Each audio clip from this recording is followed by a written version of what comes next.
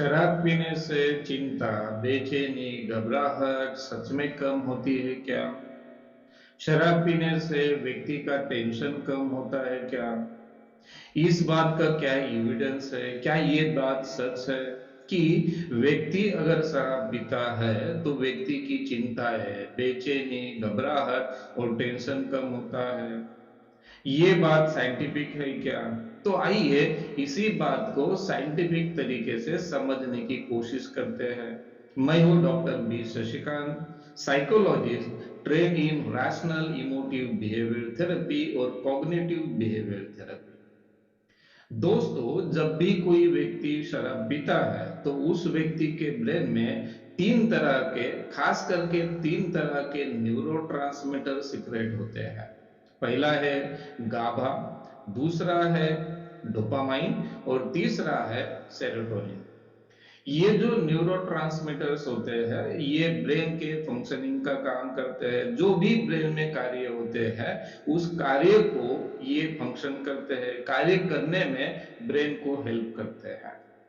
तो जैसे ही कोई व्यक्ति शराब पीता है तो उसके ब्रेन में ये तीनों न्यूरोट्रांसमीटर सिक्रेट होते हैं। और ये तीनों न्यूरोट्रांसमीटर का काम अलग अलग होता है। जैसे गाबा अगर सीक्रेट होता है तो गाबा का मतलब होता है गामा एमिनो ब्यूट्रिक एसिड। तो ये जो गाबा होता है ये न्यूरोट्रांसमीटर क्या करता है कि जो न्यूरॉन्स की जो एक्टिविटी है उसको वो कम कर देता है, और उससे जो एंशियस फीलिंग है, डिप्रेस फीलिंग है या घबराहट है वो कुछ देर के लिए कम हो जाती है। और जैसे डोपामाइन सीक्रेट होता है तो डोपामाइन का काम क्या होता है कि व्यक्ति को रिवार्ड देना या पुरस्कार देना और हैप्पी फील करवाना। तो जैसे ही कोई व्यक्ति शराब पीता है तो उसके ब्रेन में डोपामाइन सीक्रेट होता है, और डोपामाइन सीक्रेट होने से व्यक्ति को खुशी मिलती है, हैप्पीनेस मिलता है। और तीसरा जो न्यूरोट्रांसमीटर है सेरोटोनिन, सेरोटोनिन सीक्रेट होने से व्यक्ति का मूड स्टेबल हो जाता है, यानी बैलेंस हो जाता है।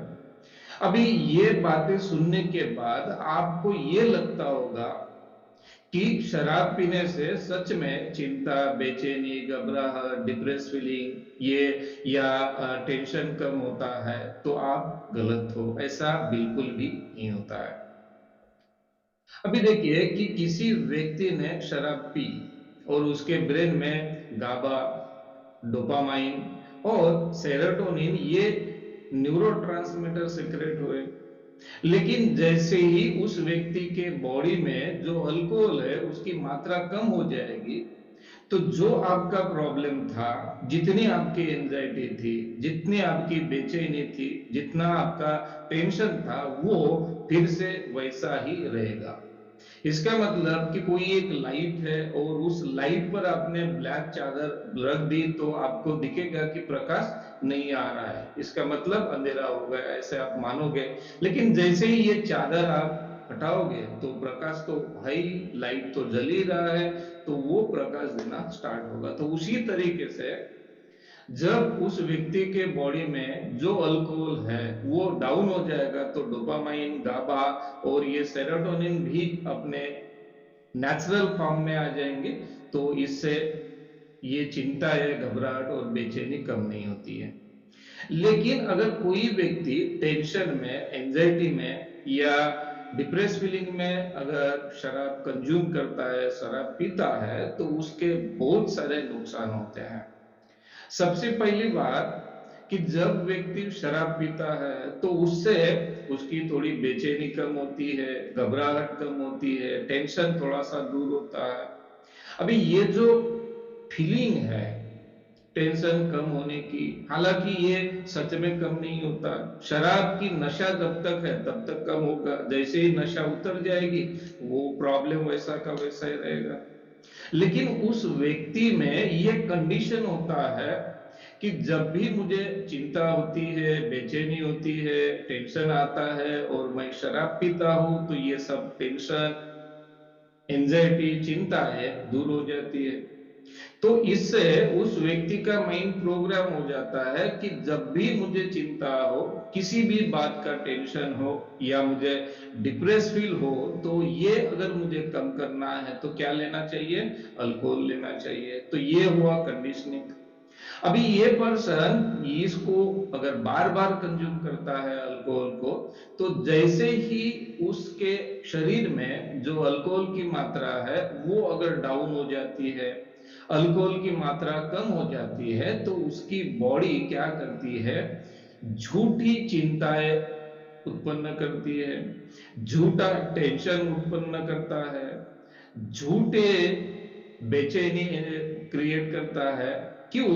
क्योंकि उसके बॉडी को अल्कोहल चाहिए, और उस बॉडी को अल्कोहल चाहिए, ये बात कैसे बताएगा? तो उस इंसान में क्रेविंग पैदा कर देता है, झूठी चिंता है, बेचैनी, घबराहट पैदा कर देता है। अभी देखो, ये जो घबराहट है, इस घबराहट का, इस चिंता का पहले चिंता से कोई लेना देना नहीं होता है। ये शराब के कारण चिंता हो रही है, क्योंकि शराब उसके बॉडी में नहीं है, उस कारण चिंता हो रही है। और वही जैसे ही उस पर्सन को ये लगता है, क्योंकि उसका पिछला अनुभव होता है कि जब भी ऐसी स्थिति आती है और शराब वो कंज्यूम करता है तो ये चिंताएं चली जाती है, तो वो क्या करेगा? शराब पिएगा।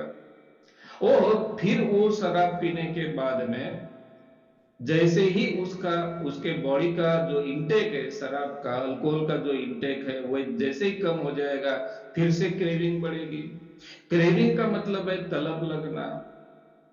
ये जो क्रेविंग है एक प्रकार की एंजाइटी होती है, चिंता या डिप्रेस फीलिंग जैसे होती है, उस व्यक्ति को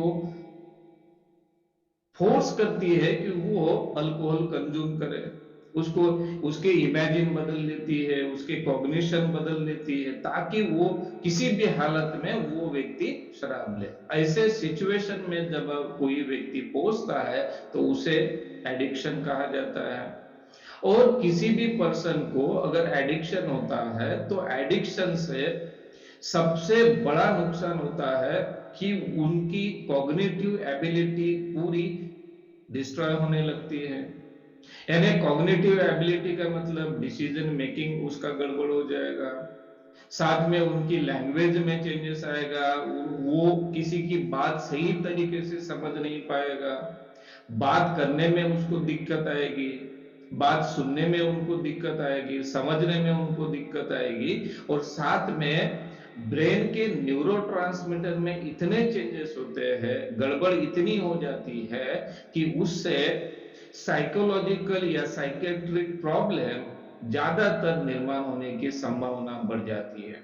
साथ में अल्कोहल से लिवर के प्रॉब्लम बढ़ते हैं, लिवर में खराबी होने लगती है, किडनी और पैंक्रियाज में प्रॉब्लम्स होने लगते हैं, और साथ में ये पूरी जो डाइजेस्टिव सिस्टम है इस पर भी बहुत प्रतिकूल परिणाम होता है। तो इससे हमें ये बात समझ में आती है कि शराब पीने से कुछ समय के लिए हमें लगता है कि हमें बेनिफिट हुए, लेकिन वो बेनिफिट हमारे लिए, किसी भी व्यक्ति के लिए हेल्दी नहीं होते हैं। और खास करके अगर कोई व्यक्ति चिंता में या टेंशन में या डिप्रेस फीलिंग में अगर कोई शराब कंज्यूम करता है, तो इसके और ज्यादा चांसेस बढ़ते हैं कि वो व्यक्ति एडिक्टेड बने।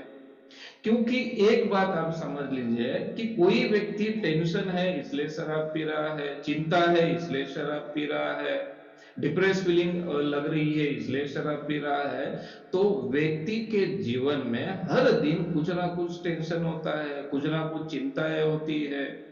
क्योंकि हर व्यक्ति का जीवन कॉम्प्लेक्स होता है, इंसान का ही जीवन कॉम्प्लेक्स होता है, तो कुछ ना कुछ गड़बड़ी तो होती ही रहती है।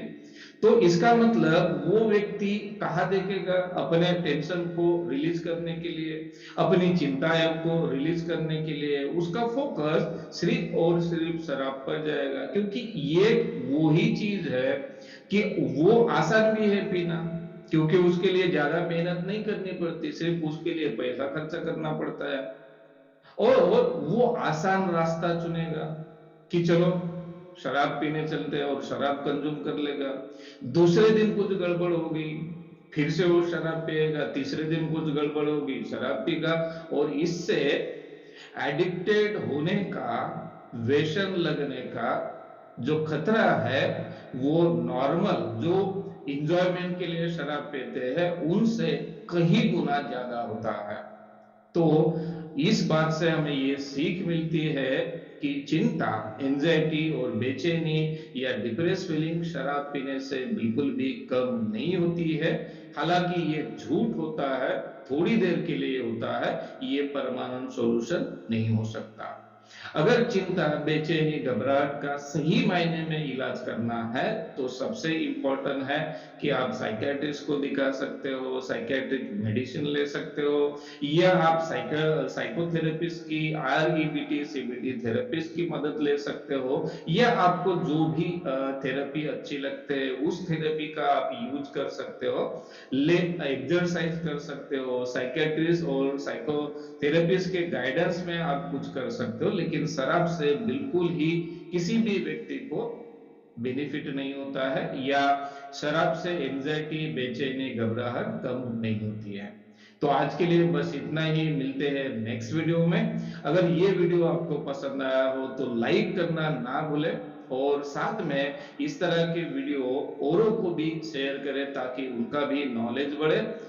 साथ में अभी तक अगर आपने इस चैनल को सब्सक्राइब नहीं किया हो तो अभी इस चैनल को सब्सक्राइब करें। मिलते हैं नेक्स्ट वीडियो में। वीडियो देखने के लिए आपका धन्यवाद। Thank you.